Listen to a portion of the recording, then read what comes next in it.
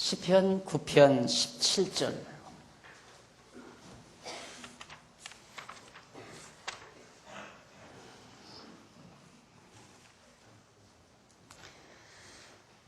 악인이 음부로 돌아가며 하나님을 잊어버린 모든 열방이 그리하리로다. 궁핍한 자가 항상 잊어버림을 보지 아니하며 가난한 자가 영영이 실망치 아니하리로다. 18절까지 두 절 봉독해 드렸습니다. 지금 우리는 서원과 간구에 대한 시를 우리가 지금 감상하고 있습니다. 욕보임을 당할 때, 대적들로부터 욕보임을 당할 때에 하나님 앞에 기원하는 시 가운데 서원과 간구시에 대한 내용들을 지금 우리가 음미하고 있는데, 그 가운데서 이제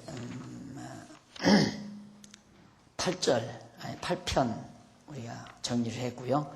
9편 일부도 했고 9편 17절로부터 20절까지 그 내용은 3497페이지 하단에 보면 나옵니다. 여기 보면 악인이 승리하지 못하고 심판받도록 하시라고 간구하는 내용입니다. 악인이 음부로 돌아가며 라고 노래를 부르죠. 그런데 1절로 18절, 17절로 18절은 98페이지에 나옵니다. 3498페이지 상단에서 세 번째 줄. 다윗이 악인과 의인에 대한 여호와의 섭리에 대한 확신을 노래하는 내용입니다. 다윗은 의인과 악인에 대한 여호와 하나님의 섭리, 그러니까 악인은 하나님께서 심판해서 멸망시켜버리고 의인은 하나님께서 구원해 주신다는 확신을 가지고 있어요.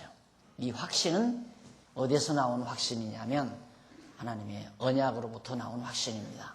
그러니까 의인, 즉 하나님의 택한 백성들은 하나님께서 영원히 버리지 아니하실 거라는 약속, 그리고 택함 받지 못한 이방 열방은 하나님께서 진노로 멸하시겠다고 하는 약속, 언약이죠. 그 언약에 바로 다윗의 확신은 기초를 두고 있는 겁니다. 그러니까 우리 기독교 신앙, 일반적으로 알기를 믿음이라고 하는 거, 신앙이라고 하는 거, 이 신앙을 막연한 자기 신념, 그렇게 될 거다. 나는 절대 망하지 않을 것이다. 그래서 자기가 망하지 않는다는 신념을 가지고 그걸 보통 기독교 신앙과 같은 동질의 것으로 이해하는 분들이 많거든요. 그래서 교사들이, 가르치는 자들이 믿어라 이 말이에요. 믿는 대로 된다, 이거거든요. 믿어라. 믿으면 믿는 대로 된다. 그래서 사실 전 그 믿음에 대한 회의를 가질 때, 야, 기독교처럼 황당한 게 없구나. 뭐든지 믿으면 된다 이거예요. 요 근래 와서는 이제 믿고 구하면 다 이루어진다. 그래서 기도는 만능이다 이렇게 말을 하잖아요. 그런데 기도하는데 왜 안 이루어지느냐? 안 믿으니까 안 이루어진다 이거예요. 성경에 보면 기도하고 이루어진 줄로 믿으라 하지 않았느냐? 그러니까 믿음으로 기도하면 다 이루어진다. 그래서 사실 이 신앙생활, 소위 기독교 신앙생활, 기독교 교회에서 신앙생활을 오래 하다 보면 사람이 황당해져요. 황당해져요. 전혀 근거도 없이 그냥 마구잡이로 하나님이 나는 보호하신다. 하나님이 내 소원을 들어주신다. 그래서 끝까지 한국교회에서 성공한 교회, 성공 사례 중에 하나가 새벽 기도로 성공한 교회가 있습니다. 그 새벽 기도로 성공했다니까 다른 교회도 새벽 기도를 시작하는 교회들이 많고, 하던 새벽 기도도 하는 사람들이 하던 교회들도 더 열심히 이제 요즘에 또 하나 생겨나서 이제 새벽 기도 또 열심히 하는 교회가. 이유는 이쪽 강동 쪽에 새벽에 몇만 명이 나온다든가 몇천 명이 나온다든가 그래가지고 붐을 일으키니까 계속 막 교회가 부흥을 하더라. 계속 그거예요. 구하면 이루어진다. 왜 하나님 앞에 기도를 안 하고 고생하느냐. 자꾸 그렇게 지도자가 소위 몇만 명을 막 거느리고 있는, 몇만 명을 지도하고 있는 대단한 한국교회 지도자가 그렇게 자신만만하게 기도하면 이루어진다. 믿고 구하면 다 이루어진다. 뭐든지 구하면 이루어진다. 이러고 얘기하니까 참말로 그런가 보다. 그래서 사람마다 욕심 없는 사람이 어디가 있어요? 다 욕심이 있잖아요. 전부 어떤 욕심이 있든지 다 가지고 있단 말입니다. 그러니까 그 욕심이 이루어지기를 구하는데 구해도 안 이루어지는 일이 부지기수거든요. 구한다고 이루어지는 게 아니란 말입니다. 그런데 그걸 어떻게 합리화시키느냐면 끝까지 구하라 이거예요. 끝까지. 그 끝까지가 언제나 이루어질 때까지. 낙심하면 안 된다. 낙심은 불신앙에서 오는 거다. 그러니까 말이 맞잖아요. 거기 그 부분에 기도 반드시 성취된다. 기도는 반드시 이루어진다 이 말이죠. 그런데 기도는 이루어진다. 그런데 기도가 안 이루어지는 부분이 있지 않느냐. 왜 안 이루어지느냐. 끝까지 기도를 해야 한다. 중간에 기도하다 낙심하면 안 이루어진다. 그러니까 끝까지, 그 끝이 어디냐면 이루어질 때까지가 끝이에요. 그러니까 이루어질 때까지 낙심하지 않고 기도해야 그 기도가 믿음의 기도지. 한 달이나 1년이나 기도해도 안 이루어지니까 이거 거짓말이다. 이거 엉터리로구나 하고 중간에 포기하면 그게 낙심하는 거다. 근데 기도하다 낙심하면 안 이루어진다. 이러니까 이미 기도를 시작했으면 끝까지 하는 거예요. 끝까지 건네면 성취될 때까지. 그럼 죽는 날까지 성취가 안 되면 죽기까지, 죽는 날까지 기도를 해야 하는 거예요. 그러니까 부흥이 될 수밖에 없잖아요. 참 기발한 아이디어예요. 아주 기발한 아이디어. 그리고 자기가 예언하면 이루어진다. 똑같은 거예요. 기도하면 이루어진다. 자기가 예언 기도해주면 이루어진다. 이거예요. 이제 순복음교통의 큰 교회는 자기가 축복 기도, 예언 기도죠. 예언 기도를 해주면 반드시 이루어진다. 예언 기도 받고 의심하지 말고 믿고 있으면 이루어진다. 기도하면 반드시 이루어진다. 이거란 말입니다. 그런데 기도는 끝까지 해야 된다. 낙심하지 말고. 언제? 이루어질 때까지. 근데 예언했는데 목사가 이제 갔어요. 나 예언 기도 받으러 왔습니다. 기도를 해줘요. 당신 사업 성공한다. 내년에 사업 성공한다. 동쪽으로 가서 사무실 차려라. 예언했다 이 말이에요. 그런데 동쪽으로 가서 사무실 차렸는데 안 이루어져요. 성공한 게 아니라 패배했단 말이에요.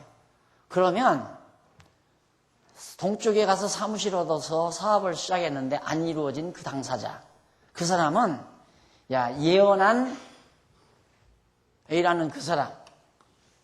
A라는 소위 이제 목사, 지도자. 이 사람은 엉터리다라고 보는 게 아니라 워낙 사람들이 막 굉장한 사람이고 위대한 사람이고 세계적인 인물이니까 이 사람이 엉터리라는 생각은 감히 못하는 거예요. 그러면 왜 안 이루어졌느냐, 안 이루어진 이유를 찾는데 어디에서 찾느냐, 자기에게서 찾는 거예요. 내가 훌륭한 주의 종이 주의 이름으로 나에게 축복을 해서 예언 기도를 해주었는데 내가 그 축복을 받을 만한 그릇 준비를 못했다. 내가 하나님 앞에 지금 해결하지 못한 것들이 많구나. 내가 3년 전부터는 11조를 냈지만 3년 이전에는 11조를 못했구나. 그것이 하나님과 나 사이를 막았구나. 그래서 더 열심히 하는 거예요. 새벽 기도도 내가 겨우 한 30분 하고 나왔는데 더 하나님 앞에 1시간씩 해야 되겠구나. 하나님과의 관계를 더 돈독히 해야 훌륭한 주의 종이 나를 위해서 축복 예언 기도를 해준 것이 하나님은 이렇게 주려고 하는데 내가 그럴 준비가 안 돼서 못 받는구나. 이렇게 생각을 하지. 여기가 엉터리구나. 이것이 바로 심리학적 공식에서 맞아떨어지는 거예요. 거기에 다 사람들이 말려드는 거란 말입니다. 이게 막 구름대처럼 보이는 거예요. 구름대처럼. 대중을 이끌어가는 이게 대중을 이끌려면 심리학을 연구하고 심리학을 이용해 인간 심리를 이용해야 된다 이 말입니다. 그러니까 새벽 기도해서 교회 부흥시킨 사람, 예언 기도 해줘가지고 교회 부흥시킨 사람 똑같은 맥락은 똑같은 맥락이에요. 그러니까 끝까지 안 이루어졌다. 나는 기도했는데 왜 안 이루어집니까? 무슨 소리야? 의심하는 거야? 아니 의심은 하는 거야. 그럼 믿고 기도해. 끝까지 기도해. 하고 야단친다 이 말이에요. 그러면 끝까지가 언제? 이루어질 때까지가 끝까지라 이 말이에요.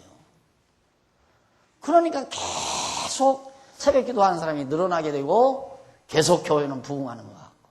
그러니까 안 이루어지면 안 이루어져. 나는 왜 이렇게 열심히 기도하는데 지금 새벽 기도를 3년 동안 했는데 왜 안 이루어질까? 내가 하나님 앞에 부족한 것이 많구나. 지난번에 11조를 그것 10,000원 그냥 다 마저 냈어야 하는 건데 그걸 내가 떼먹었구나. 그거 갖다 도로 내야 되고 또 지난번 감사행보할 때 내가 인색한 마음 먹었구나. 더 많이 갖다 내야 되고 이렇게 해서 하나님 앞에 내가 인정받는 사람이 되면 하나님께서 내 기도를 들어주신다. 이런 공식에서 소위 교회가 되는 거예요. 여러분 나는 기적으로 알아요. 나는 이런 방송, 여러분처럼 이렇게 성경 공부를 해서 교회 될 줄은 미처 상상은 못했어요. 상상은 안 되고 그저 되면 가족적으로 그저 몇 세대, 몇십 세대 이렇게 모여 앉아서 오손도손 이렇게 다락방 같은 데서 도란도란 성경 공부하는 그런 정도 그건 가능해도 이렇게 뭐 정말 막 몇백 명 모여서 예배당 짓고 노예가 이루어 난 그건 상상도 못한 사람이에요. 난 우리 교회 되는 건 기적이라고 나는 생각한다니까. 기적이라고. 여러분에게 조건 나는 하나나 있어요. 연보 잘해야 하나님이 복 준다. 그래야 건강한다. 뭐 안 그러면 뭐 교회 열심히 다녀야 여러분 팔자 고친다. 이런 얘기 한 번 못 들어봤잖아요. 그런데 그냥 성격이 바로 이런 겁니다라고 알려드렸는데 교회가 된 거예요. 그러니까 진리죠.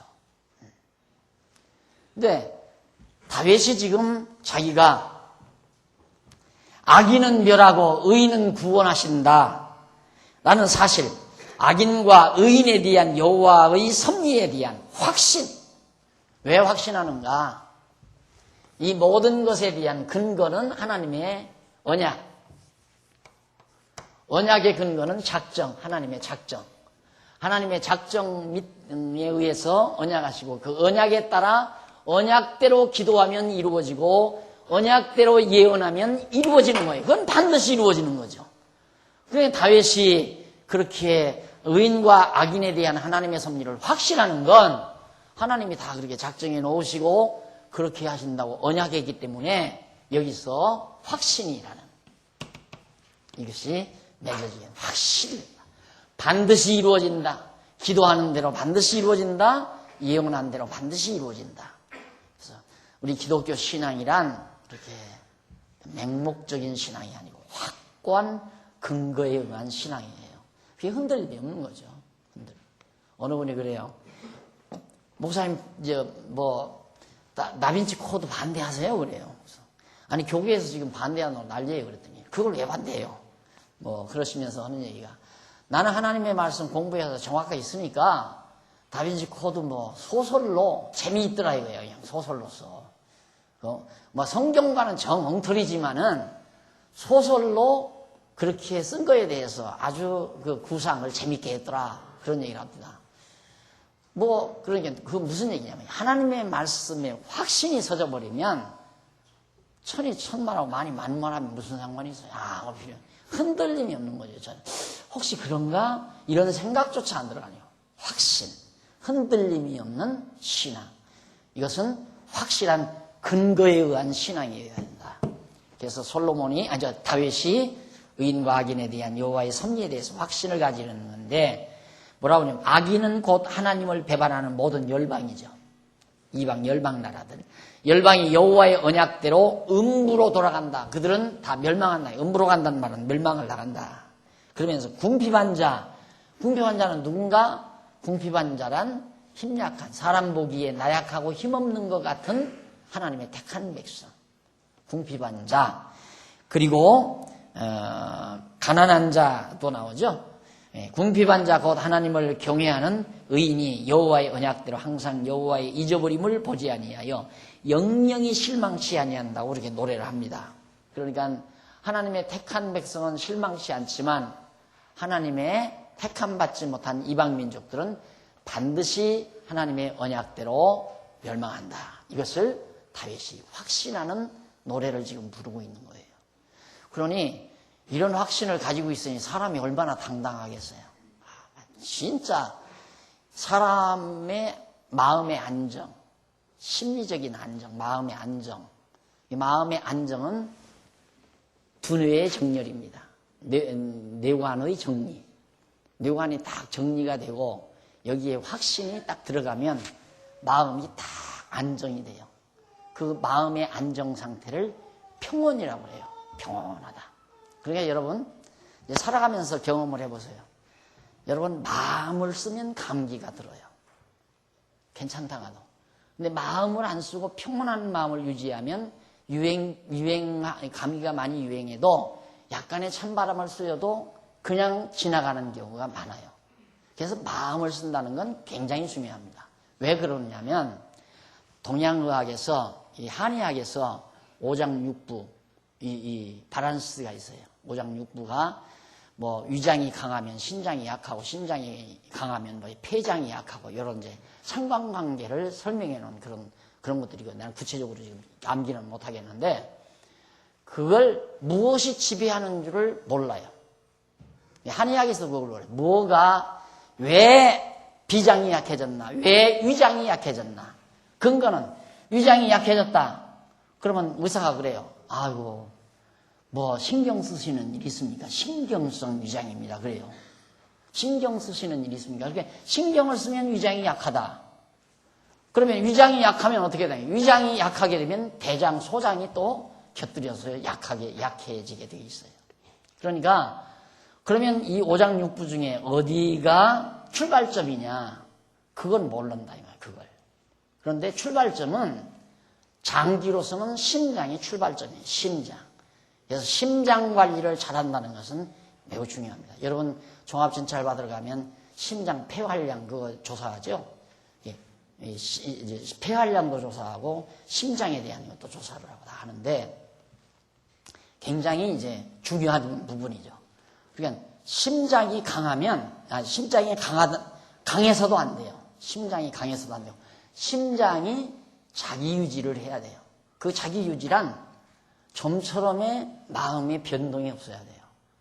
마음의 변동이 있으면 보통 그러잖아요. 연세 많이 드신 분이 갑자기 마음이 변해버렸어요. 그러면 저쪽에서 한쪽에 가서 뭐라고 하면 저 노인 마음 변한 거 보니까 죽을 날이 가깝다 이래요. 마음 변하는 거 보니까 죽을 날이 가깝다. 이게 연세 드실수록 마음 관리 잘하세요. 자꾸 삐지고 그러면 안 돼요. 근데 연세 드신 분이 이렇게 삐지기를 잘하더라고요. 삐지지 말고 마음 관리를 든든하게 그렇게 가지고 계셔야 돼요. 근데 그런 분 마음이 든든하게 가지고 있어질 수 있는 방법이 뭐냐? 뇌에서 여기 정보기관에서 확신, 분명하게 확신. 이게 이제 내 마음의 흔들림이 없게 만드는 거예요. 내 친구를 참 좋은 친구를 사귀었어요. 단짝 친구예요. 참 좋은 친구예요. 우리 영혼이 벤치 말자 하고 다 손톱 걸고 손도장도 찍고 해서 다 확실히 좋은 친구로 믿고 그렇게 살 때는 마음이 평온해요. 그런데 어느 시장에 가서 이렇게 백화점에 돌아다니는데 보니까 자기 친한 친구가 다른 친구와 둘이 돌아다니는 걸 봤다 이 말이에요. 의심이 확 들어옵니다.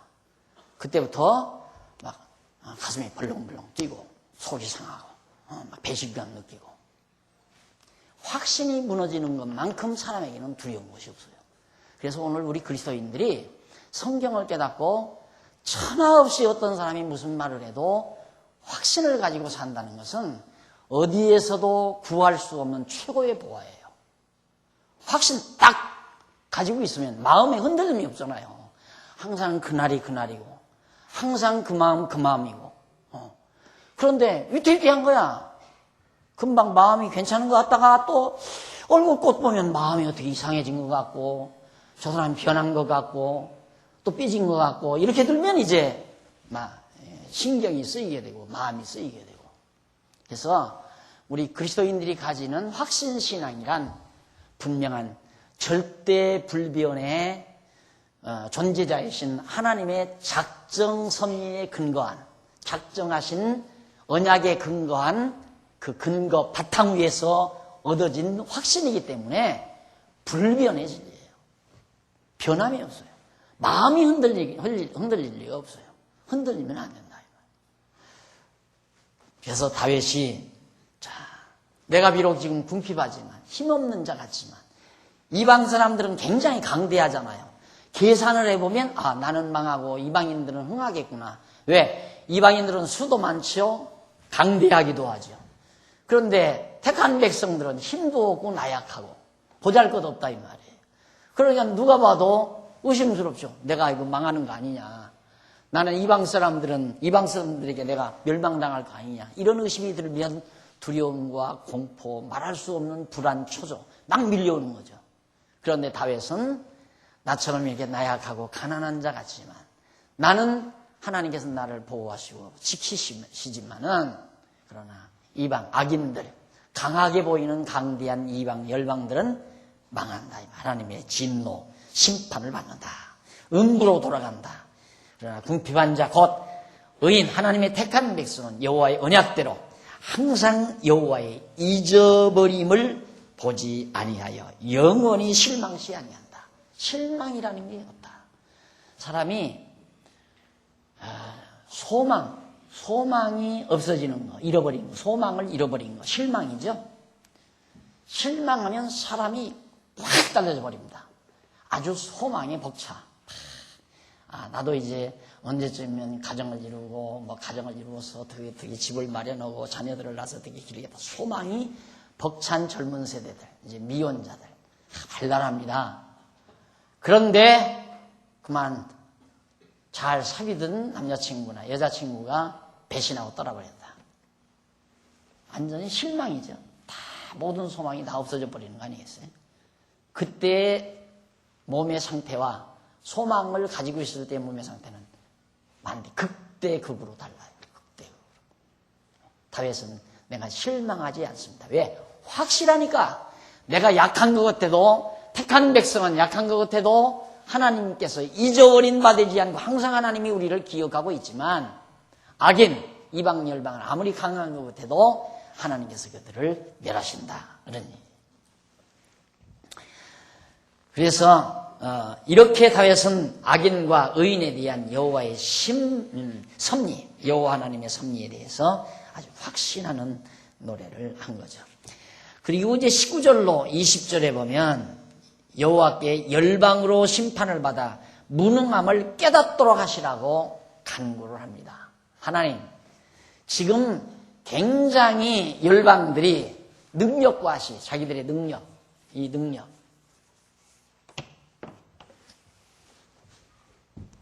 왜? 수도 많고 힘도 강하고 그리고 아주 무기도 말도 많고 군마들도 많고 그러니까 능력이 있잖아요.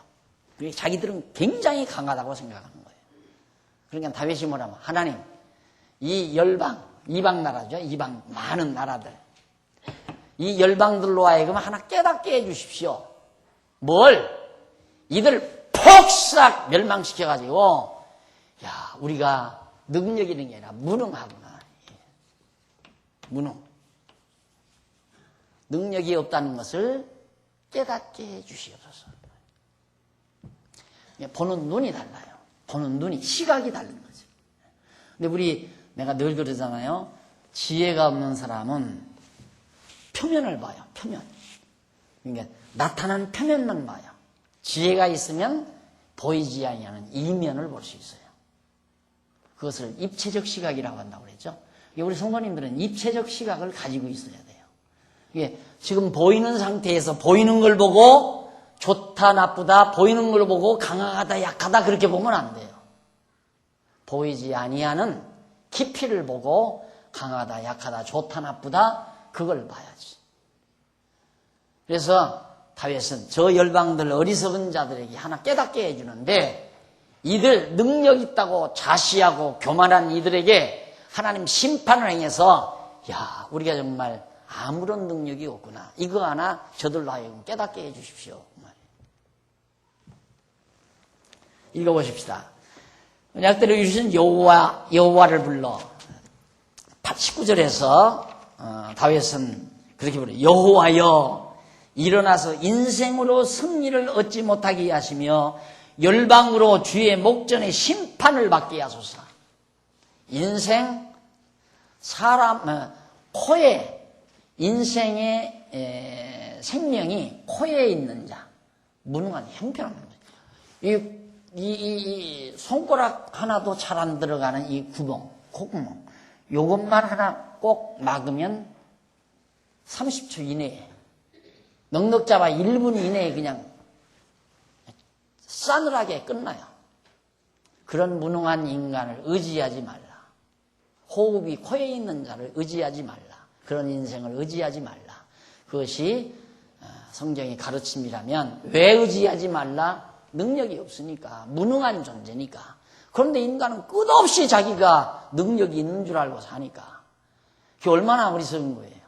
자기가 능력이 있다고 생각하고 사는 사람처럼 불쌍한 사람이 없어요. 능력이 있다고 생각하는데 일이 안 이루어질 때는 열받잖아요. 그런데 나는 아무런 능력이 없고 하나님이 하게 하시면 할 수 있다라고 하고 살면 열받을 일 하나도 없어요. 안 되는 일도 없어요. 다 되는 일이죠. 하나님이 되게 하시는 일을 하며 사는 거니까. 그러니까 오늘 우리는 하나님이 되게 해서 하게 하심으로 하며 사는 거예요. 그러니까 내 능력으로 했다고 생각하면 어리석은 자죠. 자기 능력으로 하려고 하니까 안 됐다고 생각하죠. 모든 일이 내가 안 됐다. 난 실패했다. 그게 벌써 교만한 생각이에요. 실패했다고 생각하는 그 자체가. 뭐냐면 자기 능력으로 해보려다가 안 됐잖아요. 그러니까 실패자라고 자기가 스스로 생각하는 거거든요. 당연히 실패하는 거죠. 내가 무슨 능력이 아무 능력이 없는 거예요. 그러니까 남들이 나를 위대하게 보는 것도 거북스러운 거죠. 제 주제를 파악하면, 자기 주제를 파악하면 남들이 나를 위대하게 볼 때 거북스럽고 남들이 나를 의지할 때 거북스럽고. 그런데 보통은 남들이 나를 의지하면 그렇지 놈, 건방진 놈. 내 놈에 무슨 힘이 있다고 나를 의지해야지 놈아. 이걸 아주 과시하고 잘난 척하고 어리석은 것들이 다 미련하면서 나오는 결과입니다. 그리고는 이제 자기 의지하고 있다가 뭔가 콩고물이라도 떡고물이라도 안 떨어지니까 떨어져 나가잖아요. 그러면 이제 배신자, 나쁜 놈, 아주 고약한 자식. 이렇게 이제 욕하고 자기 스스로 배신감에 울고. 그 짓을 왜 해요? 날 의지하는 것이 아까 말했듯이 자기가 교만하니까 좋아해. 내가 교만하면 남들이 나를 의지할 때 기분 좋죠. 그렇지 이놈. 네가 무슨 힘이 있다고. 형님을 의지해야지. 선배를 의지해야지 이놈. 하고 그게 대단히 성공한 것처럼 느껴지지만 주제 파악을 하면 나를 의지하는 사람이 가련스럽고 도리어 나를 의지하지 아니하는 것이 정상적이고 그러니까 배신감이 울 필요가 없죠. 내가 그전에 그랬죠. 배신감이란 자기가 그 사람을 이용하려고 계획을 했는데 이용한다는 것 떠났기 때문에 배신감이 오는 거예요. 그렇지 않으면 날 배신하는 사람이 누가 있어요? 아무도 없어요. 아무도. 우리 교회 왔다가 그냥 떠나는 건 자기에게 도움 안 되니까 떠나는 거고 나도 역시 배신감에 울 필요 없는 거고 사람이 그럴 수 있어? 어떻게 그럴 수 있어? 사람 배신감 느끼네? 이런 말 해보셔서 내가 잘못된 것이 만약에 그런 생각하면 그러니까 교회 나오시다가도 안 나오시면 내가 배신자라고 생각했을 때는 귀엽고 배신 못하게 내가 노력을 하지만 도움이 전혀 안 되는가 보다. 도움이 안 돼서 떠났으니까 당연한 거. 나라도 떠나지요. 도움이 안 되는데 뭐하러 있어요? 안 그래요? 나도 도움이 안 되면 여기 뭐하러 있어요? 떠나는 게 당연하기 때문에 배신감 느낄 필요도 없는 거고. 배신감은 뭐 때문에 느껴요? 내가 그분을 이용하려고 한 건 아니니까. 이용하려고 들었다면 배신감이 오르죠. 그래서 여러분 정말 여호와 하나님을 의지하고 이 확신 속에 산다는 것 이건 정말 놀라운 거예요. 놀라운 거. 이런 삶의 체계를 정확하게 내 것으로 삼고 살아가면 세상이 감당하는 사람이 세상이 감당할 수 없는 사람이 되는 거예요. 저 사람을 실망시킬 수도 없고, 저 사람을 패배감에 막 울게 할 수도 없고, 저 사람을 정말 괴롭힐 수도 없고, 어떻게 해볼 수 없는 사람이에요. 괴롭게 해도 괴로움을 안 당하지, 실망하게 만들어도 실망을 안 당하지, 배신해도 배신감이 울지 않지. 그러니 어떻게 감당해요, 그 사람을? 무서운 사람이죠, 따지고 보면, 일반적으로 보면. 그러나 신앙 안에서는 대단한 사람입니다. 그렇기 때문에 호흡이 코에 있는 사람 의지하지 말라. 여기 지금 다윗이 그런 인생, 힘없는 인생, 그리고 열방 나라들, 이 모든 열방, 이 같은 이제 시적으로 반복어예요. 반복, 인생. 열방 모든 군왕들, 대단히 힘있다고 생각하는 장군들, 장사들, 아무리 천하 없는 장사 아니라 장군이라 할지라도 인생에 불과하다 이 말이에요. 그 말은 무능한 자에 불과하다. 아무 힘이 없다 이거예요. 아무 힘이. 죽음 하나 막을 수 없는 존재. 그런 자를 열방으로 두렵게 하시며 자기 스스로 인생 곧 전능하신 하나님 앞에서 지음을 받은 연약한 존재일 뿐임을 저들로 하여금 깨닫게 하라. 무능한 자임을 알게 하고 힘없는 연약한 자임을 깨닫게 해달라. 이것이 지금 다윗이 하나님 앞에 구하는 간구 내용입니다. 이렇게 다윗은 여호와께 열방으로 심판을 받아 무능함을 깨닫도록 하시라는 그런 간구를 노래한 거죠. 자, 그 다음 이제 넘어가서 보면 우리 잠깐 조금 정리를 하고 넘어갑시다. 3499페이지 중간에 한 줄 뗀 자리 있죠? 한 줄 뗀 자리. 그래서 여기서 지금까지 앞에서 살펴본 내용을 종합적으로 간략하게 정리를 하면 3편에서부터 시편 3편에서부터 9편은 여호와 하나님께서 다윗으로 대적에 의해 욕보임을 당할 때에 하나님 앞에 기원하는 기원 노래시죠. 노래인데 그 사실이 확인됐어요. 확인되는데 이렇게 다윗이 어느 누구보다도 많은 시를 지어 부르게 된 것은 여호와께서 이스라엘 열조에게 세우신 3대 언약, 생육하고 번성하라, 땅을 정복하라, 다스리라. 이 언약을 이루어 주시는 역사 섭리 가운데 마지막 세 번째 통치 언약, 하나님께서 통치, 다스려 준다.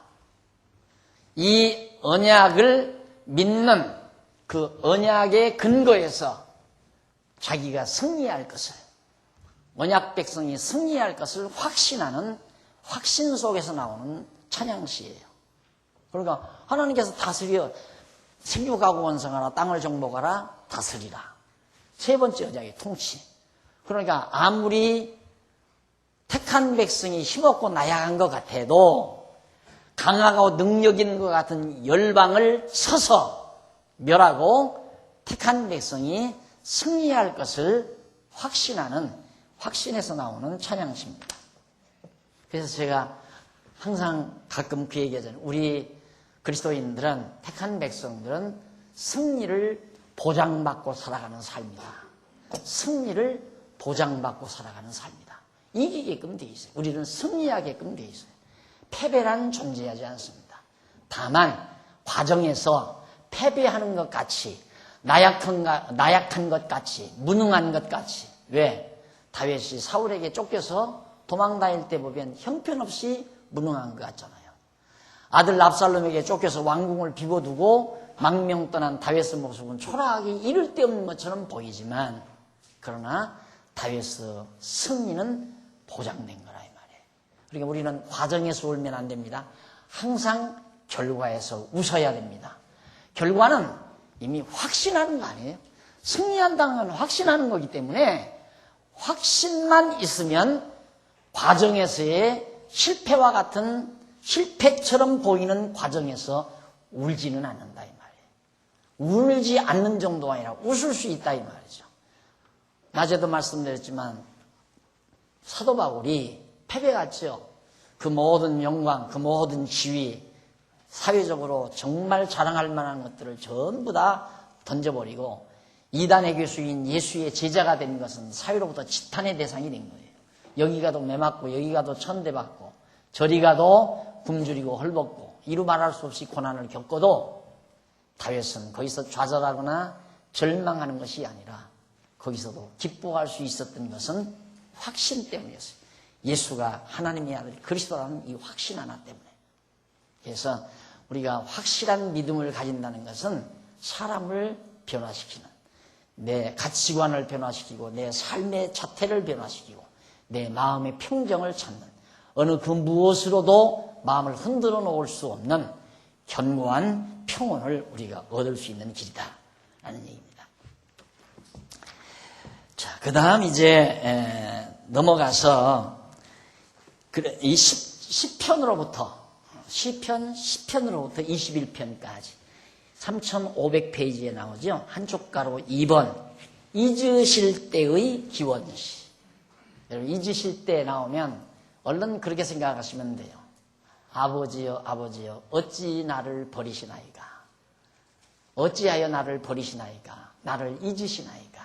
예수님께서 골고다 언덕에 가셔서 십자가에서 마지막 운명하면서 아버지 어찌하여 나를 버리시나이까 그러죠. 잊으시나이까 버리시나이까 같은 맥락에서 이해될 수 있는 내용들입니다. 다윗도 일국의 왕이고 하나님의 택한 백성의 초대 왕이지만은 다윗의 생애 속에서도 이런 과정들이 있어요. 하나님이 나를 잊으셨는가? 왜 이렇게 나를 대적에게 맡겨놓고 모른 척 하시는가? 그걸 시적으로 지금 다윗이 노래를 부르는 경우가 많습니다. 그럼 이제 시편에서 21편까지가 바로 그런 내용인데 그 가운데 10편에서 17편은 언약대로 악인은 멸하시고 의인은 구원해 주시라는 강구예요. 하나님 언약하지 않았습니까?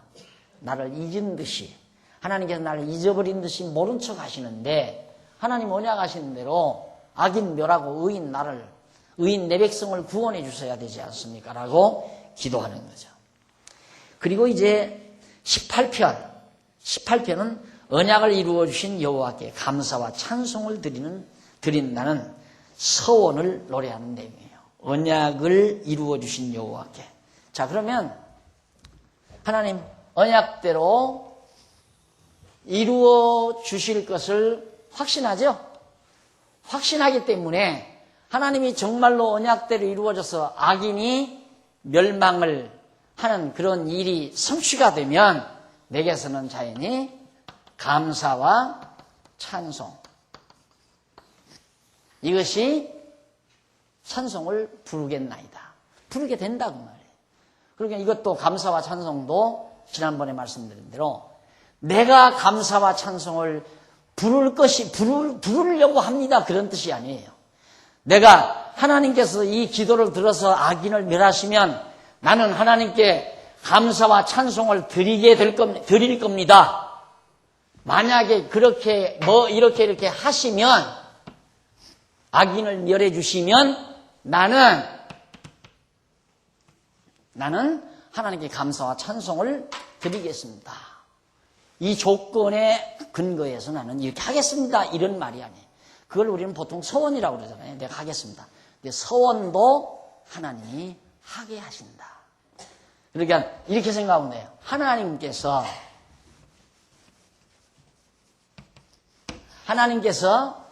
작정하신 대로 언약하셨으니 언약대로 이루어달라고 기도한 이 기도를 들으시고 이루어 주셔서 나로, 여기에 나는이 아니라 나로, 이렇게 나로 감사와 찬송을 부르게 하리이다.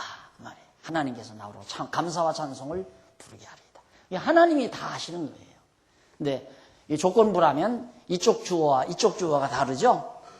언약대로 이루어 주신 분은 하나님이고 감사와 찬송을 드리는 사람은 나고 주어가 둘로 상대적으로 이루어지는 거예요. 그건 아니다 이 말이에요. 잘못된 거다. 이런 부분들이 우리가 깔끔하게 정리해야 될 부분들이에요. 내가 할 수 있는 건 아무것도 없어요. 생각해 보십시오. 하나님께서 언약대로 이루어달라고 기도했는데 기도대로 이루어졌는데 감사 찬송이 내 입에서 안 나가요? 그건 말이 아니죠. 나가게끔 돼 있어요. 예를 들면 아버지가 여행을 떠나면서 내가 갔다 오다가 무비 카메라 사다 주마 하고 자녀들에게 약속을 했어요. 뭐냐 그랬어요. 그러니까 자녀들은 생각지도 않게 약속을 받고 아버지의 약속을 받고 아버지가 귀국하는 날짜를 기다리는 거예요. 빨리 약속대로 언약대로 선물 사오기를. 공항으로 마중을 나왔어요. 왜 마중 나왔어요? 아버지 얼굴도 보고 싶지만은 약속한 선물 빨리 받고 싶어서 쫓아나왔다 이 말이에요. 그러면 가방 풀자마자 선물이 딱 나타나는 순간 자녀들한테 와 그럴 거 아니에요. 와 그게 감사 찬송이에요. 그게. 나오게끔 돼 있어요. 선물 사왔는데 선물 저기 있다 그러면서 선물 받을 자녀들 한 사람 없습니다. 그동안 기다리던 것이 딱 눈앞에 보이니까 와 하고 아빠 최고 아버지 찬양하고 기뻐하고 즐거워하고 감사해요. 아빠 감사해요. 나오게끔 돼 있잖아요. 마찬가지예요. 하나님께서. 이게 바로 감사와 찬송이 뭐냐? 우리 현대 용어로 바로 행복이라는 거예요. 행복감. 행복감. 행복한 감정. 내 마음속에 감사한 마음, 찬송하는 마음. 이게 행복한 감정에서 나오는 거예요. 그러니까 우리 그리스도인들은 행복해야 돼요. 어쨌든 행복해야 돼요. 늘 감사가 있고 찬송이 있어야 돼요. 이것이 없으면 하나님께서는 이 감사와 찬송이 있게 하기 위해서 결국 하나님께서 언약대로 이루어 주시는 거란 말입니다. 그런데 만약에 하나님께서 언약대로 이루는 게 아니라 내 노력으로, 내 재주로, 내 능력으로 이루었다? 그러면 하나님 찬양이 아니라 내 찬양이에요. 내 자랑, 자기 잘난 척, 내 자랑, 자기 과시. 이게 얼마나 교만한 자태예요. 그러니까 사람이 자기를 비우면 편안하다고 하잖아요. 자기를 비운다는 말이 보통 우리들이 활용하는 말이지만 자기를 어떻게 비워요? 자기를 비워버리면 완전히 존재 의미가 없어져 버리는. 나는 뭐야 그러면? 존재 의미가 없어져 버리니까 사람이 의미를 상실해버리면 이제 의미 상실을 하면 완전히 실성하게 돼요. 실성해요. 실성한다는 말은 약간 이게 돈다고 말이에요. 의미 상실을 하면. 사람이 의미 상실이라는 무서운 겁니다.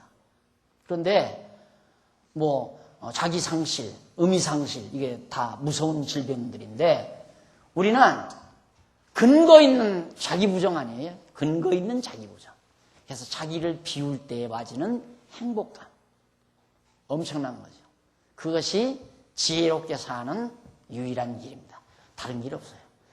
자기를 비우기 위해서 산골짜기에 들어가서 머리를 깎고 아무리 수도를 해도 필요 없어요. 그걸로 안 돼요. 돌을 10년 아니라 20년 닦아도 그걸로 안 된다 이 말이에요. 깨달아야지. 나라는 존재가 얼마나 무능하다는 사실을, 하나님이 얼마나 전능자라는 사실을 알게 되면 자기는 내가 무능자임을 알게 됩니다. 거기서부터 자기를 비우게 되는 거예요. 그래서 모든 일 자기 인정하려고 하는 것이 아니라 범사에 하나님 인정해서 하나님께 감사하고 하나님께 찬송하고, 이것이 행복한 감정이죠. 행복하게 사는 가장 유일한 길을 여러분 행복론에서 배웠잖아요. 자꾸 헷갈리지 말아요. 방황할 필요도 없고 이러면 행복할 거다 저러면 행복할 거다. 여러분 연휴 맞으면 행복할 거겠죠. 연휴 많아서 어디 가면 굉장히 행복할 것 같죠. 떠날 때 좀 흥분했다가 갔다 오면 피곤한 것밖에 없어요. 가도 그게 그거고 만날 가서 보면 거기가 그거지 뭐. 땅덩어리도 손바닥만 해가지고 갈 데도 이제 없고 다 본 거고 가서 뭐 할 일도 없잖아요. 진짜 행복은 우리가 이런 과정을 통해서 늘 마음속에 간직하고 살아야죠. 자, 그래서 이제 우선 19절로 21편까지는 뭐냐? 여호와께 드리는 간구와 서원을 노래하는 양조. 여호와께 드리는 간구와 서원. 하나님이여 악인 멸하게 해주시고 의인은 구원해 주시옵소서. 그리고 그렇게 하나님이 하시면 나로 감사와 찬송을 부르게 하리이다. 이런 얘기거든. 서원이에요. 서원도 하나님이 다윗으로 하여금 하게 하시는 거다. 자, 그럼 우선 첫째로 간구시를 들어봅니다. 간구시 10편으로부터 17편까지 간구시가 나오는데 그 내용을 간단하게 정리해보면 우선 10장 1절로 11절까지는 3502페이지 여기 보면 다윗이 악인의 멸망을 구하며 그 교만과 죄악을 고발을 합니다. 악인들의 교만과 그들의 죄악을 하나님께 다 고발을 하면서 악인을 멸하시라고 간구하는 거죠. 왜? 그 하나님 언약했으니까 언약대로 이루시라 그 말이에요. 1절 여호와여 어찌하여 멀리 서시며 어찌하여 환난 때에 숨으시나이까. 잊으실 때에 기도하는 거라고 그랬죠. 지금 현재 이제 이 10절까지가 10편부터가 하나님께서 자기를 잊으실 때 잊은 것처럼 느껴질 때 정확히 말하면 그때 이제 하나님께 이제 노래 부르는 내용인데 여호와여 어찌하여 멀리 서시며 어찌하여 환난 때에 숨으시나이까. 어찌하여 나를 이렇게 멀리 하십니까 하나님. 날 왜 자꾸만 잊어버리려고 하십니까. 자꾸 멀어져 갑니까. 얼마나 답답하겠어요. 대적들은 쳐들어오지 자기는 말할 수 없이 곤경에 처하지. 그런데도 하나님은 모른 척하는 것처럼 그런 환경에 처하게 된다. 그래서 이런 노래를 부릅니다. 악한 자가 교만하여 가련한 자를 심히 군박하오니 저희로 자기의 베푼 죄에 빠지게 하소서. 악한 자가 교만하여 그러니까 열방 택함 받지 못한 이방 나라 사람들이 너무너무 교만하여 가련한 자 택함 받은 하나님의 택한 백성 특히 다윗 자신을 심히 군박을 합니다. 억압한다 이 말이에요. 그러니 하나님께서 저희들로 저 악한 열방들로 자기의 베푼 꾀에 자기 스스로 하나님의 택한 백성을 멸하려고 베풀어 놓은 함정 속에 그들이 빠져서 멸하게 해 주십시오 하는 얘기예요.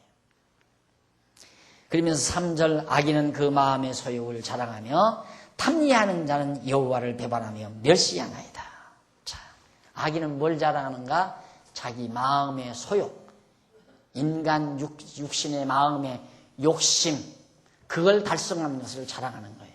자기 욕심대로 이루어진 것들. 그런 것이 다 자랑거리로 여겨지는 것이죠.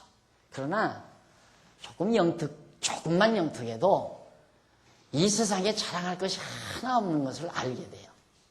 아무것도 자랑할 것이 없는 게. 세상의 것이 어느 공부것도 자랑할 게 아무것도 없어요. 조금만 영특하면 그거 다 알 수 있게 돼요. 그러고 나면 이제 세상이 달리 보이게 되죠. 정말로 내가 자랑할 것이 뭔가.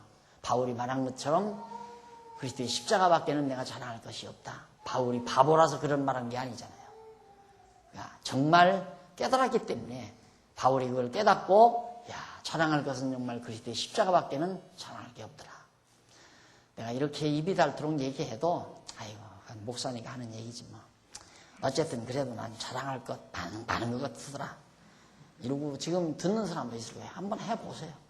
해보시면 이게 자랑할 것이 아니로구나 하는 것 경험해봐야 하니까. 그러니까 그걸 경험해서 깨닫게 하려면 아픔이 따르죠. 그러니까 공연히 경험하고 깨달으려고 하지 말고 듣고 깨달으려고 그래요. 듣고 느끼어서 깨닫는 것이 제일 지혜자예요. 근데 미련하면 촉감에 와서 닿고 느껴서 깨달아요. 그러니까 그것 만지면 뜨겁다. 뜨거우면 돼서 안 되는 거다. 몸 상한다 그러면 저것 만지면 뜨겁구나. 나 안 만질래 하고 안 만지면 되잖아요. 그런데 뜨거운지 안 뜨거운지 내가 그걸 어떻게 알아. 한번 만져볼까 하고 만져본단 말이야. 그러면 손 바싹 대게 되고 손병신 되게 되고 그때야 이거 뜨거운 거로구나. 그게 미련한 거라 이 말이에요. 무슨 얘기인지 아시겠죠? 듣고 깨달아야 돼요. 정말. 여러분 이 세상에 어느 것도 자랑할 것이 없어요. 아무 자랑거리가 없는 거예요. 자랑거리 있다고 생각하면 바보예요. 그래서 악인은 바로 어리석기 때문에 자기 마음의 소욕을 자랑하며 탐리하는 자, 이익을 탐하는 자, 단지 이득만 보려고 하는 사람, 이익만 남기려고 하고 이득만 보려고 하고. 이 상업주의 사회에서 사는 우리 인간은 이득 많이 남기면 그게 성공이야. 이득 못 남기면 그건 패배고. 그래서 탐리를 일삼고 살죠. 다든지 이득을 많이 남기면서 살려고. 그게 다 하나님을 모르는, 이득 남기면 뭐합니까? 이득 남기면 하나님이 이득 남기기도 하고 못 남기기도 하고, 그거 다 하나님이 주관하는 건데, 결국 이득을 남았다 하더라도 하나님께서 하셨다는 사실을 깨닫게 하려는 거죠. 가끔 가다가, 지난번에도 장로님들 모였는데 각 교회 보고하라니까 막 우리 교회 자랑을 많이 하더라고요. 땅이 평이고 지금 이 부분에 땅 한 평이면 500만 원씩이라나. 그러면 2,000평이면 100억대 아니에요. 100억대 재산. 자랑거리가 아니잖아요. 사실상. 우리들이 잠시 머무는 동안 조금 편리하게 쓰다가 가는 거죠. 여기서 여호와 하나님 경외하기를 배우는데 전부 공간을 여유 있게 쓰는 것뿐이지. 이거 100억이 가면 뭐하고 1000억이 가면 뭐 할 겁니까? 막 몇 조가 가면 뭐 할 거고. 가지고 가실래요? 싸질머지고 가실래요? 쓰다가 가면 되는 거예요. 쓰면서 뭐 쓰는 게 목적입니까? 쓰는 게 목적이 아니잖아요. 쓰는 게 목적이 아니라 쓰면서 여호와 하나님 경외하기를 배우는 게 목적이죠.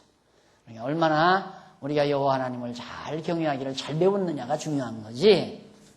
이 땅에 욕심껏 누가 그래요? 딱 보더니만 목사님 저쪽 건 사드려야 되겠네요. 저쪽 길 옆에 거 사드려. 당신이 사. 왜 그렇게 욕심이 많아? 아이고 저쪽은 어디까지입니까? 저쪽은 거기까지만큼 사드리면 되겠네요. 처음에 우리 교회 총회에서 목사님이 오더니만 박 목사님 야망이 대단하다. 그러니까 이 통한 땅 다 살려고 해야 박 목사 이래서 들어왔다는 얘기. 니나 해라 내가 속으로. 사람들이 생각을 그런 식으로 한도 끝도 없죠. 한도 끝도. 대한민국 땅 혼자 다 가지라고 안 갖겠습니까? 다 같이. 다 갖고 뭐 할 거요? 여기저기서 맹수 나와가지고 물어 죽이면 어떡할 거야? 혼자 다 가지고. 내 땅이니까 아무도 누르지 마라. 다 쫓아내고 혼자 살아라지 그러면. 조금만 지혜롭게 생각하면 함께 사는 게 얼마나 아름다운 것인가. 형제가 한 집에 사는 것이 얼마나 아름다운 거. 다윗이 노래하잖아요. 형제가 한 집에 거하는 것이 어찌 그리 아름다운 거. 함께 누리고 함께 기뻐하고 함께 살아가는 그런 모습이 아름답다고 느껴지는 바울의 시상은 간단하게 나오는 게 아니에요. 세상을 그래도 어느 정도 경험해 보면 알아요. 우리 성도들이 믿는 것과 아는 것이 하나 된 우리 성도들이 함께 이렇게 만나서 함께 즐거워하고 함께 살아가는 삶이 그것이 얼마나 아름답고 소중한가는 살아보면 살아볼수록 더. 여러분 지금 두 부부가 자기 혼자 경치 좋은 저 섬 하와이나 스위스 같은 하와이나 안 그러면 저 이름 없는 그런 섬으로 여행 탁 떠나면 좋겠죠. 가서 뭐 하실래요? 여행 떠나서 혼자 가서 뭐 하실라냐? 옆에 사람이 있어야 돼. 사람. 옆에 좋은 사람만 있으면 경치 안 좋아도 좋잖아요. 사람 없으면 다 필요 없어요. 사람이 없으면 아무리 좋은 환경도 필요 없다 이 말이에요. 좋은 사람이 많으면 많을수록 좋은 거죠. 그래서 자기 욕심, 사욕, 인간의 마음의 탐욕을 자랑한다. 어리석은 자들의 모습을 잘 말해주고 있습니다. 여호와를 향해 어찌하여 멀리 섰으며 어찌하여 환난 때에 숨으시나니까 하면서 여쭈면서 악한 자가 교만하여 가련한 자 곧 언약 자손인 자기를 심히 군박하오니. 아니 어디에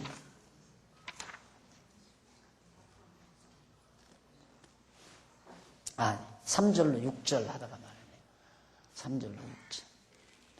자, 거기 보면 이제 탐리하는 자 나와요. 탐리하는 자. 그것이 히브리 말로 바자라는 말이에요. 바자. 이는 약탈하다. 탐리하. 남의 걸 약탈하다.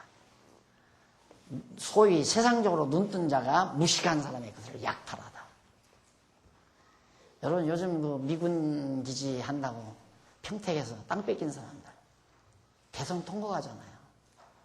그 간척지 정말 대야에다가 흙 담아서 가서 막아가지고 논만 만들어서 거기서 농사지어 가지고 자식들을 기르고 살았다 이거예요.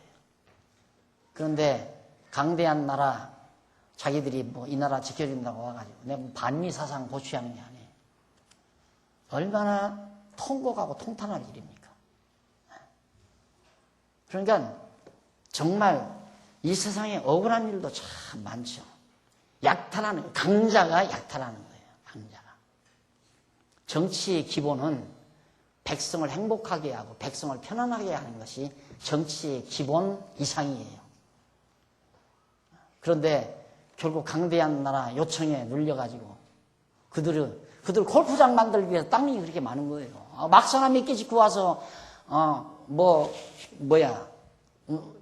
무기나 좀 보관해 놓고 싸울 준비나 하고 훈련 장소나 좀 만들고 하는데 뭘 그렇게 몇십만 평씩 필요합니까? 저들 그 안에다가 완전히 자기네들 놀이터 다 만들고 만판 놀아나기 위해서 그렇게 많은 땅 요구하니까 할 수 없이 약혼민족이니까 준다. 해놓고 준다 하고 안 주면은 또 미움받을까 봐서 억지로 주려니까 백성들 다 막 대패해가지고 내쫓아버리고 가시철망 치고 좀 주잖아요. 세상 참 괴로운 일이 참 많지만 여기서 다짜라는 말이 그렇게 바로 그런 얘기다. 그런 뜻. 다짜. 그게 아주 약탈하다, 막 얻다, 몰수하다. 전부 빼앗는 거야, 몰수. 지금 땅 한 평이 얼만데 뭐 10여만 원씩 주고 다 몰수한 거지. 몰수당한 거지. 안 그래? 이 시장경제 사회에서는요, 달라는 대로 줘야 돼요. 달라는 대로. 에? 안 그래요? 자, 예를 들어서 10,000평을 이제 정부에서 필요로 해서 수수한다. 그러면 당신은 얼마 줄까? 그럼 평당 500만 원씩 내라고 500만 원 줘야 돼요. 그러면, 나 못 팔았다. 그러면, 못 사는 거지. 어떻게 합니까? 개인 사유재산을. 그게 원칙 아니에요, 법적으로. 그런데 법으로 국가에서 수용하는 거는 주는 대로 받아라. 그것도 완전히 그냥 몰수당하는 거죠. 땅 몰수당하는 거. 약하면 죽어야 돼요, 이 세상에서. 그런데 약해도 살만한 세상이 있어요. 확신 가지고 사는 세상은 약해도 살만합니다. 기도하십시다. 자비하신 아버지 하나님, 베푸신 은혜를 진심으로 감사합니다. 세상에서 약한 것 같으나 강한 자요, 미련한 자 같으나 지혜로운 자요, 어리석은 자 같으나 현명한 자임을 성경이 우리에게 공언해 주고 있습니다. 하나님 아버지, 우리 하나님의 택한 백성이라는 확고한 신앙을 가지고 비록 어둡고 컴컴하고 거칠어진 세상이지만 당당하게 힘있게 그리고 보람차게 하나님의 백성으로 정말 승리를 보장받고 사는 하나님의 백성답게 사는 귀한 종들 되게 해 주시옵소서. 우리에게서도 하나님에 대한 감사와 찬양이 끊이지 않도록 주께서 우리를 붙잡아 주시옵시기를 비오며 예수님 이름으로 기도드립니다. 아멘.